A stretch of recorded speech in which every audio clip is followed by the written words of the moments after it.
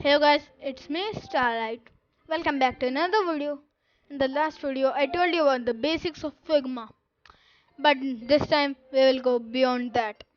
We will learn about the advanced features and the shortcuts. So let's get started. Let's open the desktop app of Figma. I have already opened it because why not? Let's go. The first shortcut is mm, Control minus and plus. Minus allows you to zoom out, while plus allows you to zoom in. Simple as that. And if you're wondering why I use the desktop app, there is no difference. I just use the desktop app.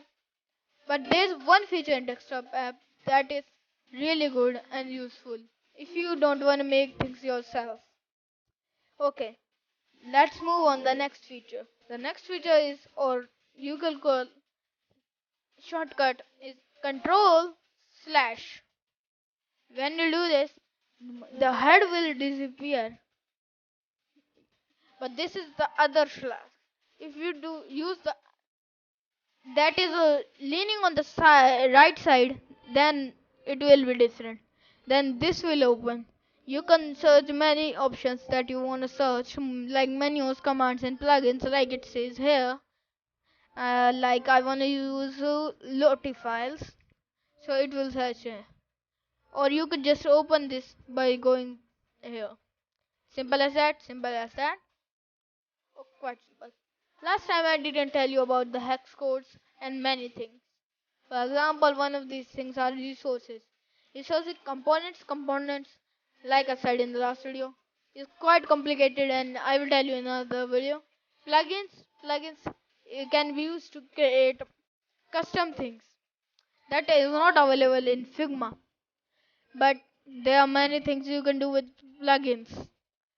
I will make a top 10 plugins video though, which will be quite nice later on. And by the way, I upload videos on every Sunday. So if you wanna watch my videos, be ready on the Sundays. Then there's the widgets. These are made by the community or the Figma itself. You like this to do. Let it insert and okay, it's been inserted.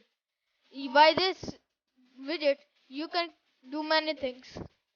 Many things by I mean you can make a to-do list if you to tell what to do when you're it's like the comment feature just said the okay, let's go. Now the next feature is the color axis and another feature which is really cool. I'm gonna tell you about it later, but before the hex or the RGB type, whatever you call it, the coloring. So let's change the color of this. I'm gonna choose liner because I told you about the solid in the last video. By liner you can create gradient. For example, like I want red on this side, then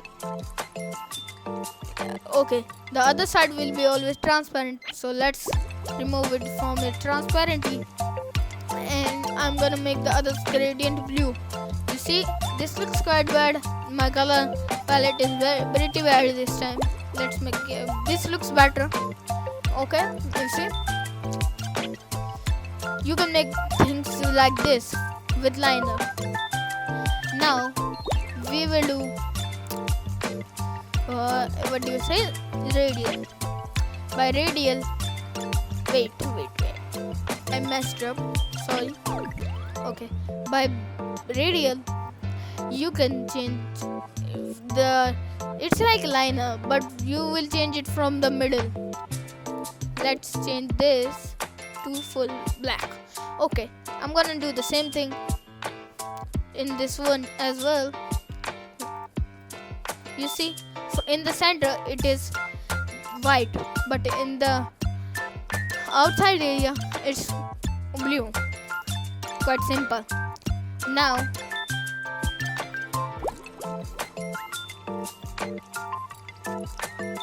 the next one is angular. Angular is pretty simple as well.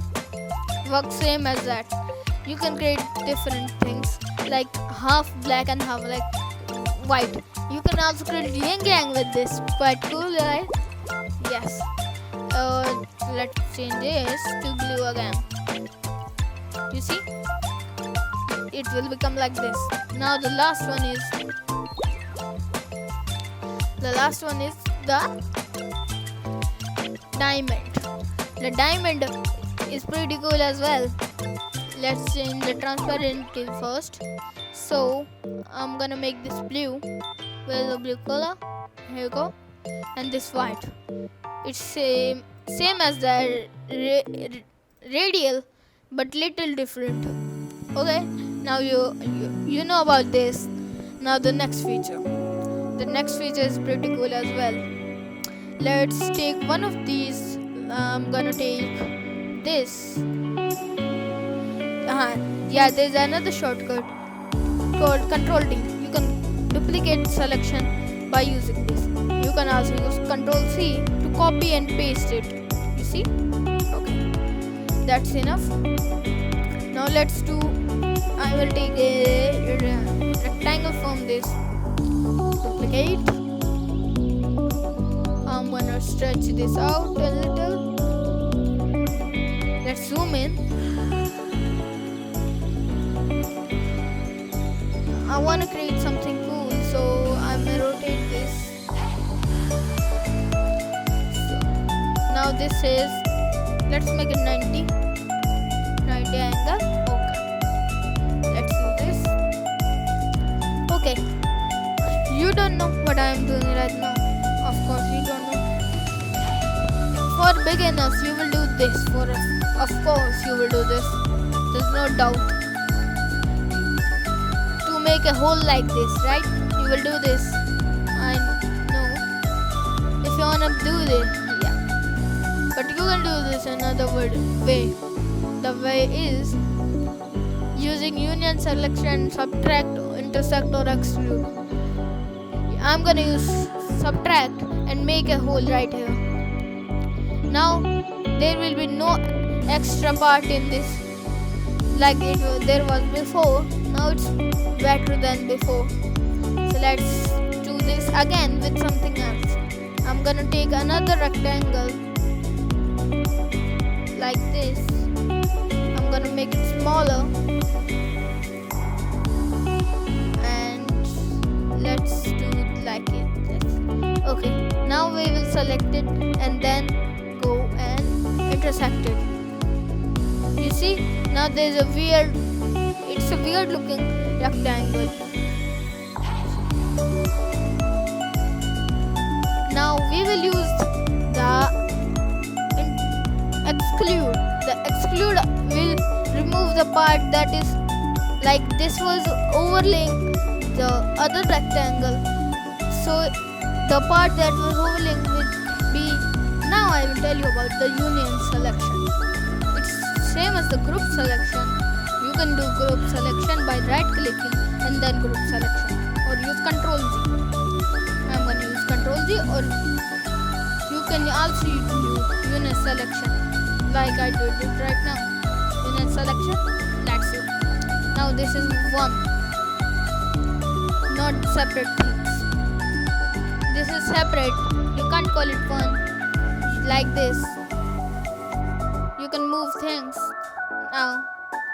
But if you do the union, then it will move together. Okay? Understand?